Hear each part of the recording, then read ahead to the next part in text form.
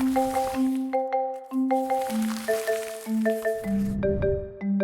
Bibles to the book of Judges chapter 19. Now, if you know anything about the Bible, you know that Judges chapter 19 is one of the most tragic stories in all of Scripture.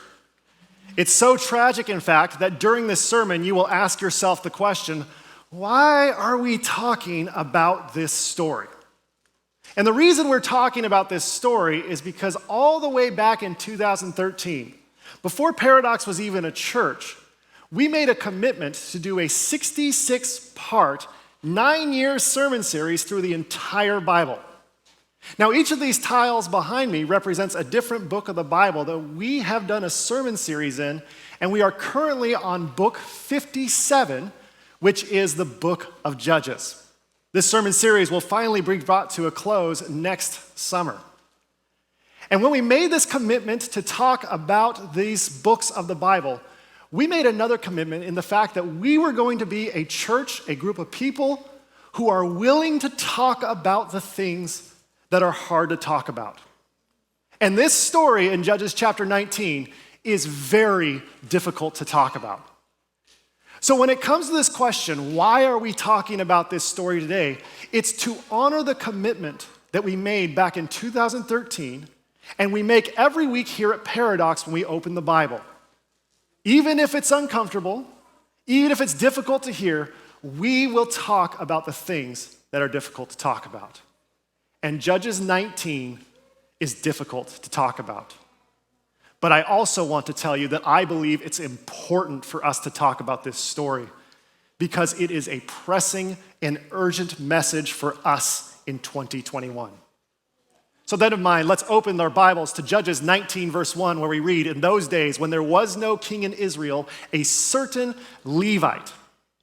Now the author is assuming that the audience knows what a Levite is. But it is a good chance that you don't know what a Levite is.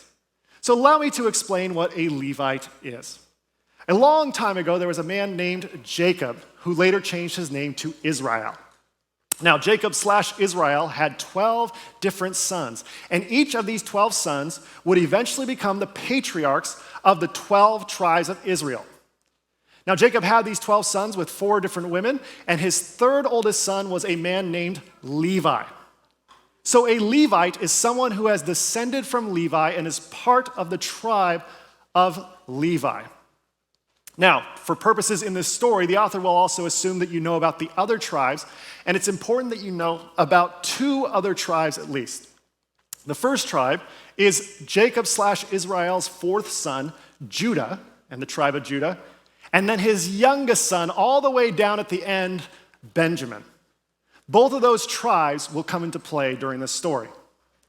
Not only that, but it's important to know that when the author writes about a Levite, the author is assuming that you're thinking of a very religious person. The reason for this is because the tribe of Levi had all of the temple or tabernacle responsibilities confined to their tribe and what they did each week. So all the people who oversaw the temple, tabernacle, the spiritual life of the nation of Israel or the 12 tribes of Israel came from the tribe of Levi. So here we have somebody who is a religious man who this story will seemingly revolve around.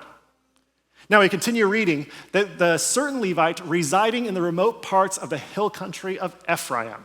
Now, Ephraim is a real place. You can go visit there today. This is where it is on the map, just to the north of the Dead Sea.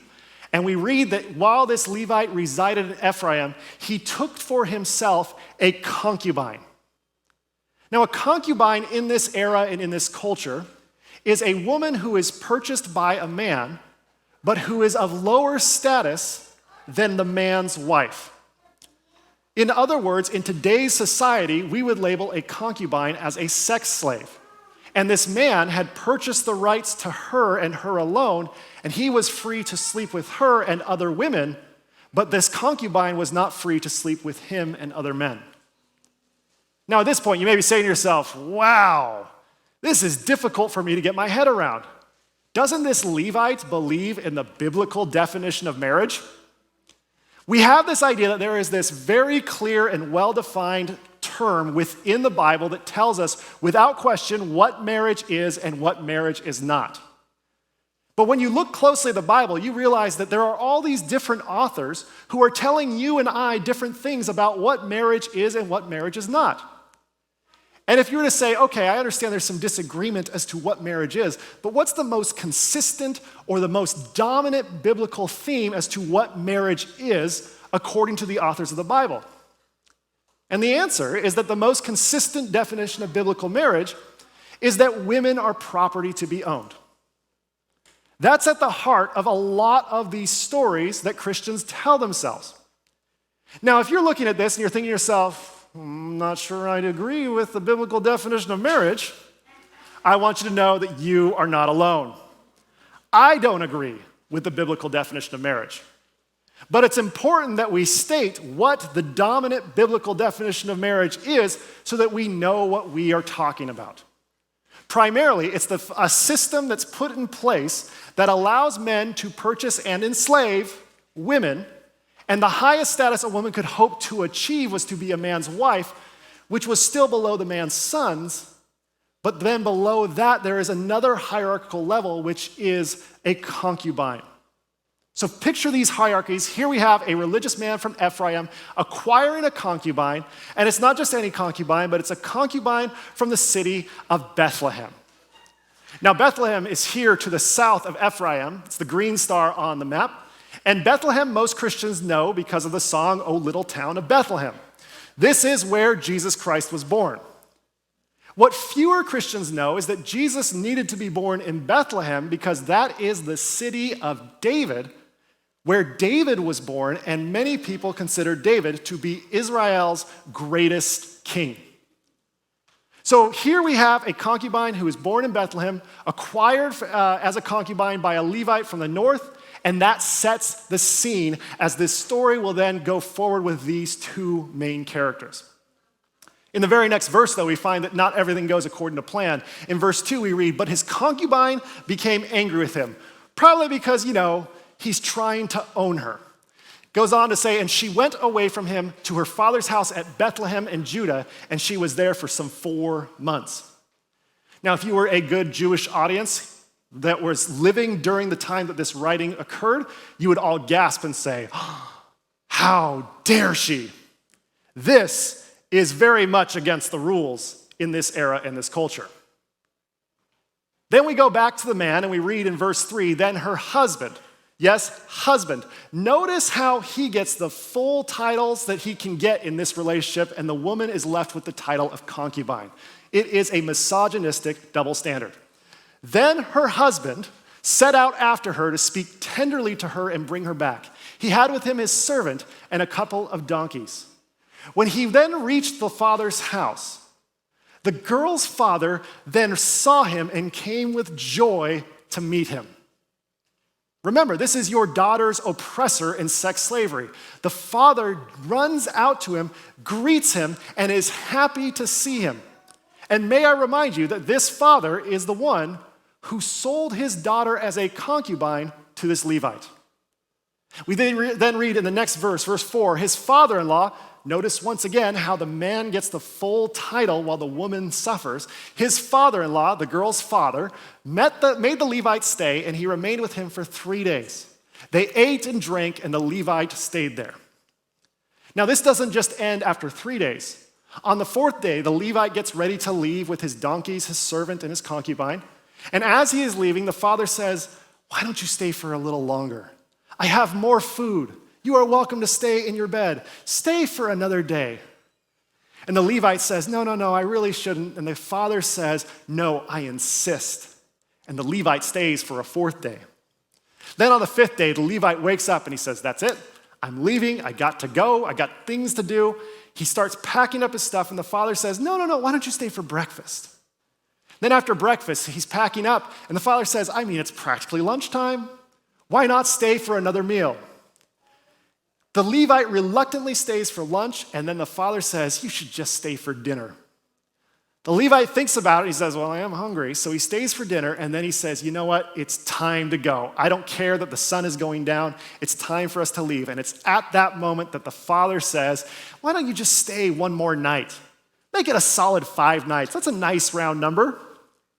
But the Levite in this part of the story says, no, we're leaving. Sure, it's getting dark, but who cares? We're gonna head north. So the Levite gathers up his 2 donkeys, the servant and his concubine, and they head to the north 5 miles. It would take a couple hours to walk that distance. They arrive in the land of the Jebusites, which is this red star. It's about 5 miles to the north. It's here that the servant looks around at the Jebusites. He looks at the setting sun, and he says to his master, the Levite, he says, why don't we just stay with the Jebusites? These seem like nice people. We could get along. They would give us a place to stay. We could just stay here. And the Levite looks at his servant and says, I don't trust the Jebusites. We should only stay with our own people. We should stay with Israelites. So then he turns to his traveling party and he says, we're marching on to Gibeah. Now Gibeah is a place that is 5 miles to the north beyond the land of the Jebusites. So it will take a couple more hours to get there. It is this cyan star right here. So he says, let's go on to Gibeah. And they start marching north with the sun almost down, knowing they have about 5 more miles to go. Now, it's here that we need to make a couple of observations to understand what's going on in this story. Because when we read this Bible story, you may have noticed that something strange is happening here. The people in this story are unnamed. We haven't gotten one name from one person yet. However, the towns and the tribes of this story are named.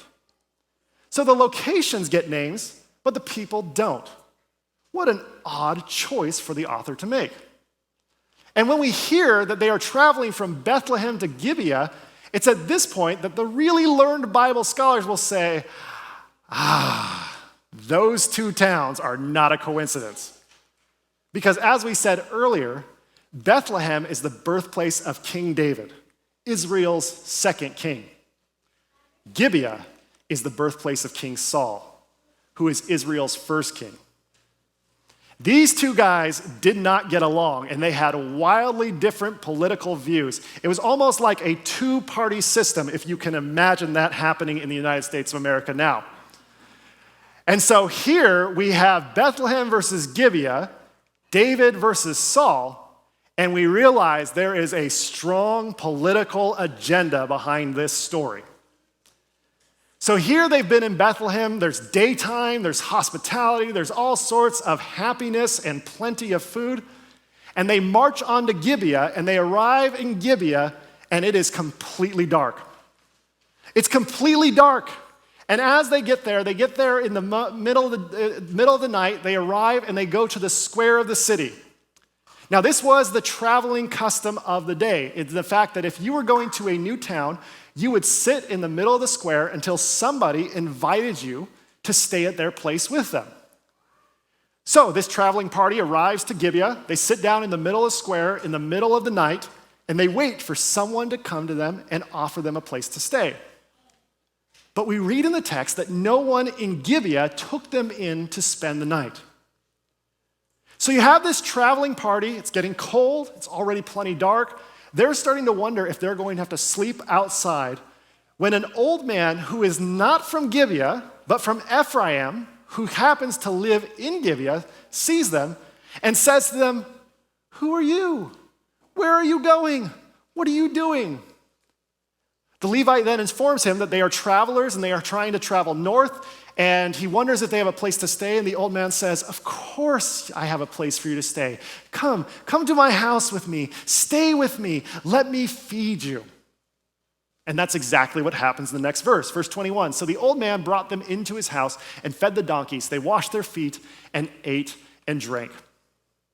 Now, it's important for us to note that there's a reason this verse is in the Bible. The author wants you to know that the old man in this story is demonstrating exemplary hospitality. He's doing it right. He's following the code of ethics. He's doing everything according to what he should be doing. He is a generous man. But then the story takes an unexpected turn. In verse 22, we read, "While they were enjoying themselves, the men of Gibeah, a depraved lot, surrounded the house and started pounding on the door. The mob that was pounding on the door said to the old man, the master of the house, 'Bring out the Levite who came into your house so that we may have intercourse with him.'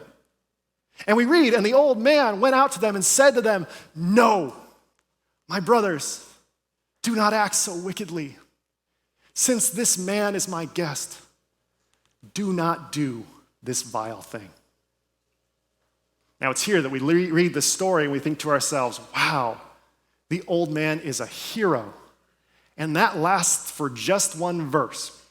Because in the next verse he says, "Here are my virgin daughter and the Levite's concubine. Let me bring them out now. Ravish them and do whatever you want to them. But against this man, do not do such a vile thing." Whew. The mob hears this offer and they do not take it. So the Levite takes control. He grabs his concubine and throws her out to the mob. The mob then wantonly assaulted her and abused her all through the night until morning. And as morning appeared, the woman came and fell at the door of the man's house where her master was until it was light. The master, who slept inside, we assume peacefully, wakes up in the morning. He opens the doors of the house, and when he went out to go on his way, there was his concubine lying at the door of the house with her hands on the threshold. And in what is perhaps the most sickening verse in all of Scripture, he looks down at this bloody carcass and says to her, "Get up. We are going." The author of Judges then tells us, but there was no answer, implying that she was now dead. We then read, then the Levite put her on the donkey, and they set out for his home. As the story continues, the Levite takes her body and chops it up into pieces, mails those pieces around the country to the other 11 tribes of Israel and says, "Look at what Benjamin did."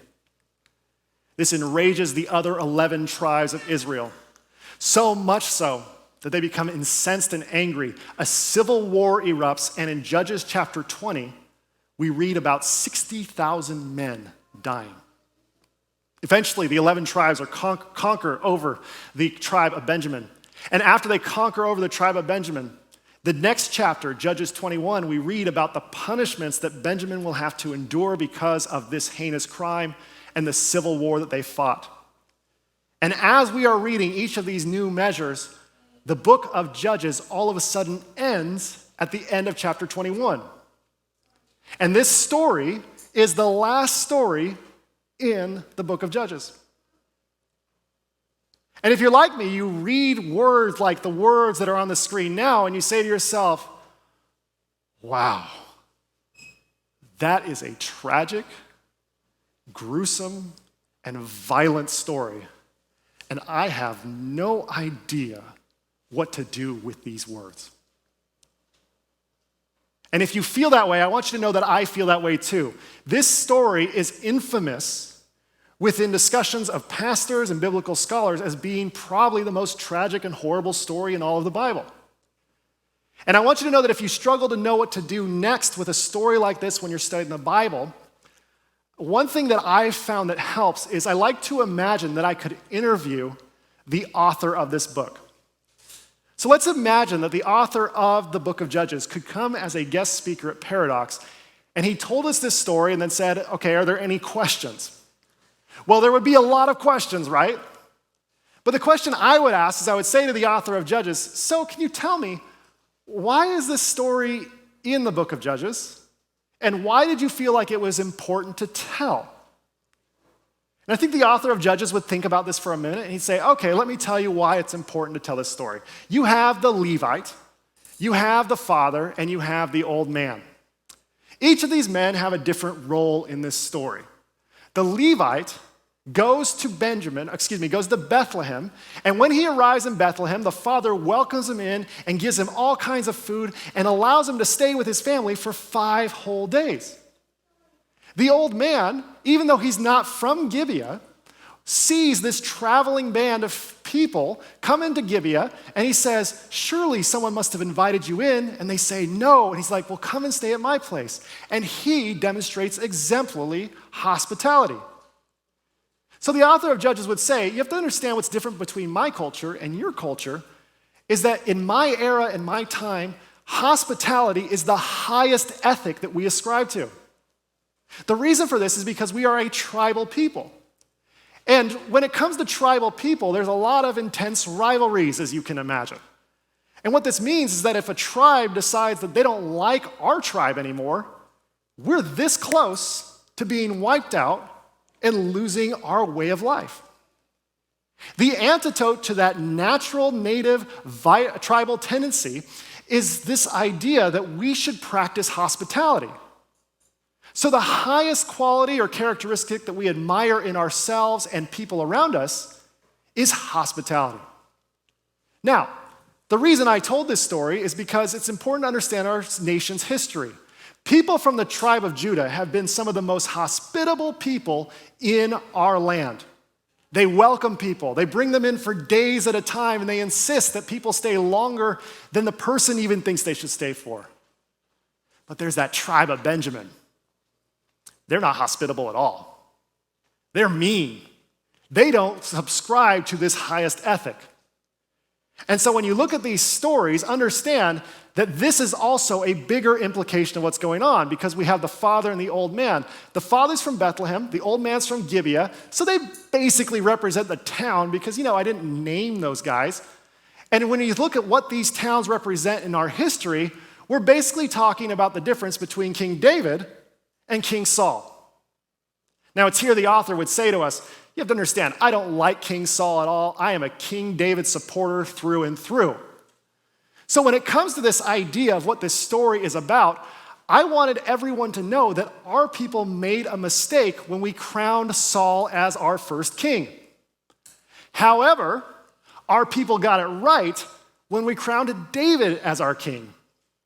So the reason I told this story is to remind ourselves that if we really want to know the measure of a man, we should look at how they are hospitable to each other. Now, after that, I would say, okay, I've only just got 2 more questions. Can you help me understand 2 more things? Who is the villain in this story? Now, the author of Judges would look at me and say, well, that's easy. The villain of this story is the tribe of Benjamin. I mean, they're the ones attacking. They got put in their place. That's the moral of the story. And then I would say, okay, I've just got 1 more question. Who are the heroes of this story? And the author would say, well, there's 2 heroes in this story. The heroes of the story are the father of the concubine, and the second hero is the old man.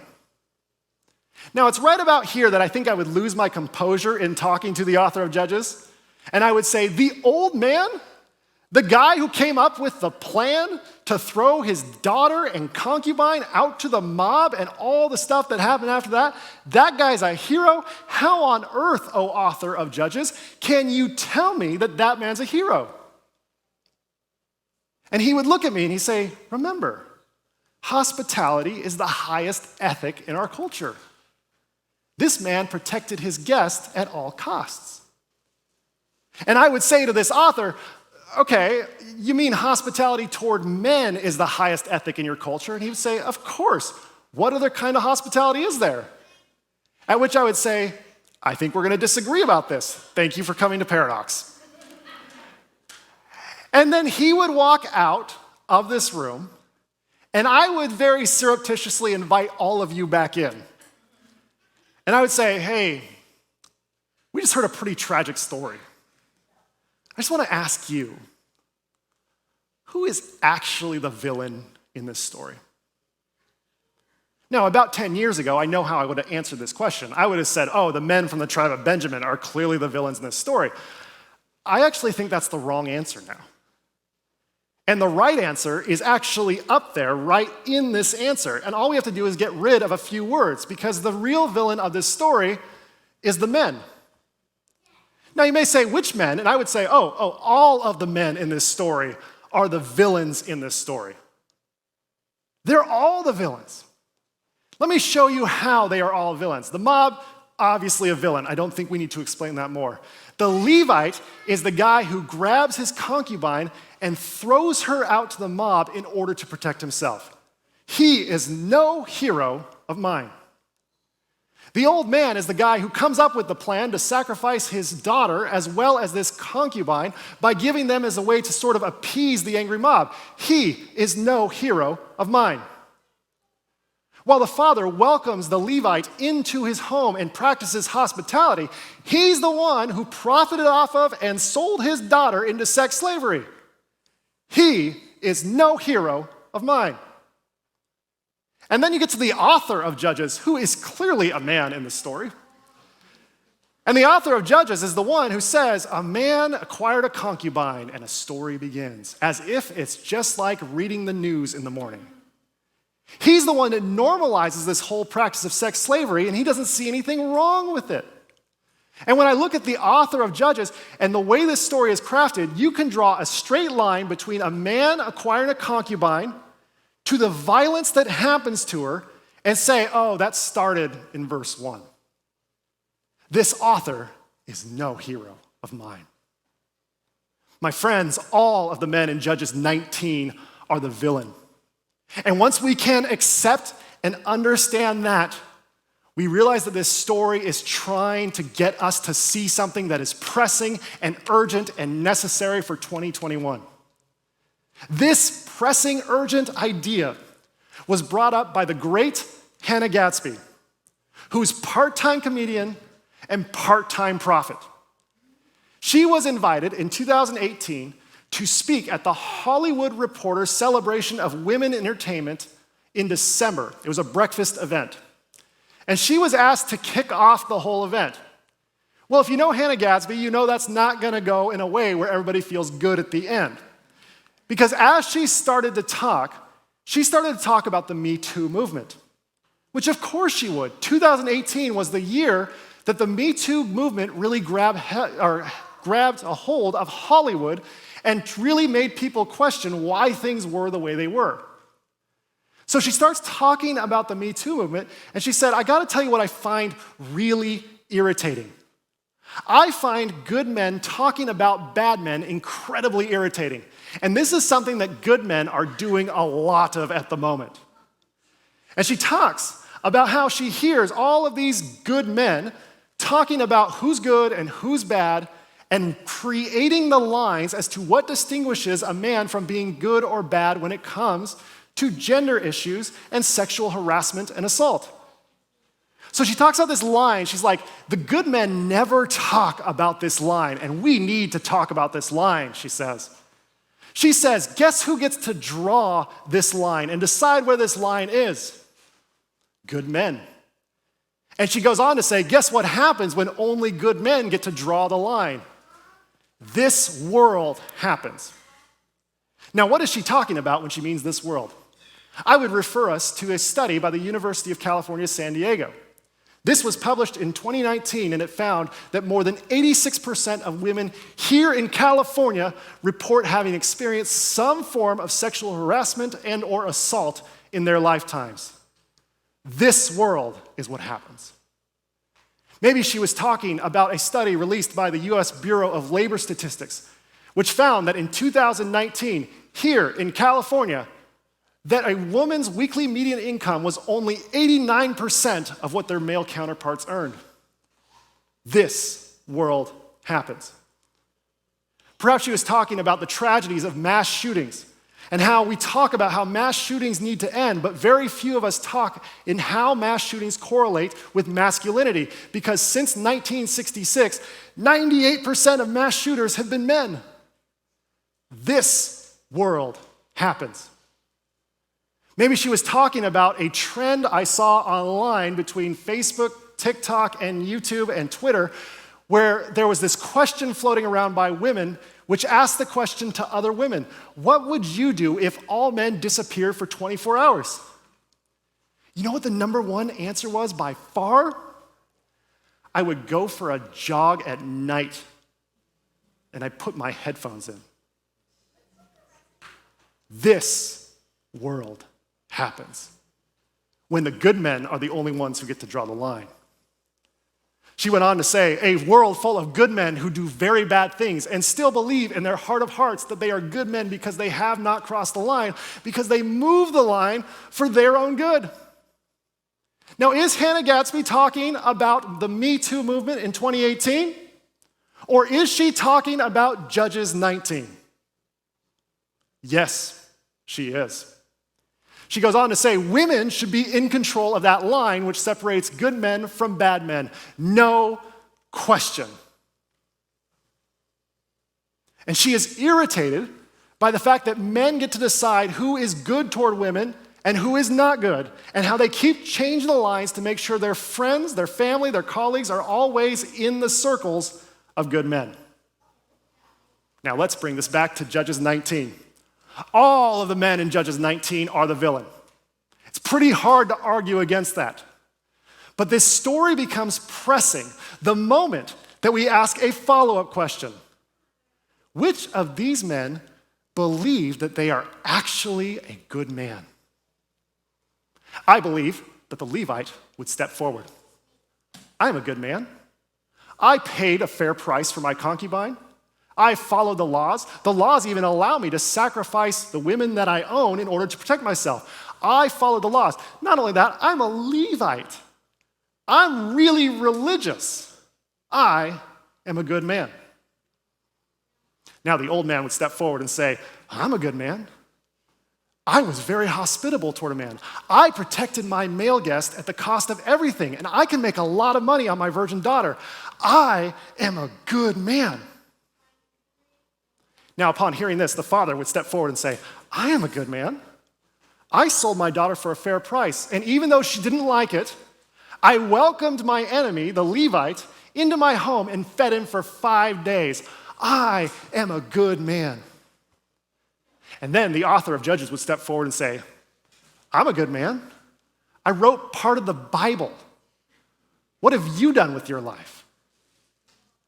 All of the men in Judges 19 are the villain, but most of the men in Judges 19 believe that they are the hero.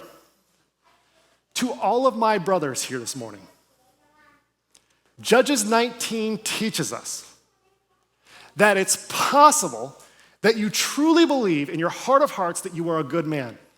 It's possible that society and religion even tell you frequently that you are a good man. And while you hear those things, you are still doing very bad things. And this story holds up a mirror to men in this room and dares them to look inward as to how they are contributing to the problem of misogyny. My friends, the story of Judges 19 teaches us that the world doesn't need any more good men. What the world needs are men who are willing to change. Men who are willing to say, this is part of the problem that I've created. And it is imperative that I bring forward different ideas, structural change, personal change, in order to vanquish, work against, fight against the sin of misogyny. This story is a daunting task and a daunting reminder to men everywhere that we can think that we're good and not part of the problem, but in fact, we're contributing to it. So may we have the courage and the humility to be willing to change as men who follow Christ. Which brings us to the person we have not talked enough about this morning, the concubine. Now, I feel sad even just saying that title out loud because she is not named in the text, but if this story had really happened, which it definitely could have, we don't know her name. It's important for us to remind ourselves that she had a name. And she was so much more than a violent act that was done upon her. She had hopes, she had dreams, she was powerful, she was defiant. She ran away from her husband, or whatever that sex enslaver man was, and went home because she's like, I don't have to do this. And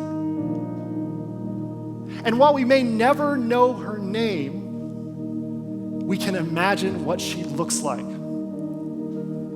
I asked the incredibly talented Crystal Chavez to bring this woman to life through drawing.